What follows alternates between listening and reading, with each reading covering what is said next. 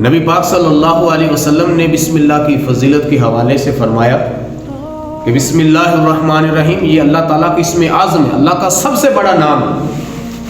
اور فرمایا جو ایک دفعہ بسم اللہ الرحمن الرحیم پڑھتا ہے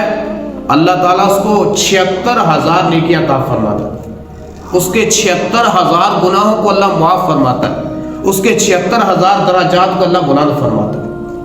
حضرت عیسیٰ علیہ السلام کے حوالے سے آتا ہے کہ عیسیٰ علیہ السلام ایک سفر پہ تشریف لے کے جا رہے تھے تو راستے کے اندر ایک قبر آئی، آپ نے دیکھا کہ اس قبر والے کو عذاب قبر ہو رہا ہے،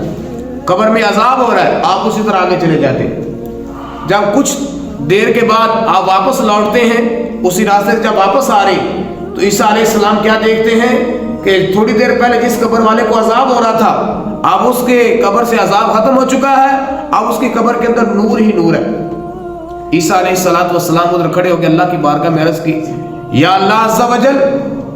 یہ کیا ماجرا، تھوڑی دیر پہلے اس قبر والے کو عذاب ہو رہا تھا اور کچھ ہی دیر کے بعد عذاب ختم ہو گئے، اس کی قبر کے اندر نور ہی نور ہے۔ تو اللہ تعالیٰ نے فرمایا اے پیارے عیسیٰ واقعی اس کو پہلے عذاب ہو رہا تھا، اب عذاب ختم ہو گیا، قبر میں نور ہی نور ہے۔ اللہ نے فرمایا عیسیٰ جب یہ بندہ فوت ہوا تھا اس کی بیوی حاملہ تھی، اس کے پیٹ میں بچہ تھا، اس کا بچہ پیدا ہوا، آج بچہ بڑا ہوا اور درس گاہ گیا اور میرے کلام کو جا کے آج استاد نے پڑھایا، جب درس گاہ گیا استاد نے اس کے بچے کو پڑھایا بسم اللہ الرحمن الرحیم، اور جب استاد نے بسم اللہ پڑھائی اس کے بیٹے نے پڑھا بسم اللہ الرحمن الرحیم۔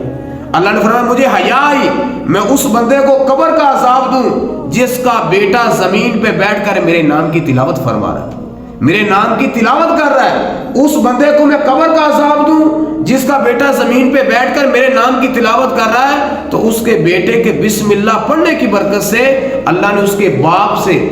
عذاب قبر اللہ نے دور کر دیا اور اس کی قبر کے اندر اللہ نے نور ہی نور جو ہے کر دیا۔ یہ بسم اللہ الرحمن الرحیم کی برکتیں ہیں۔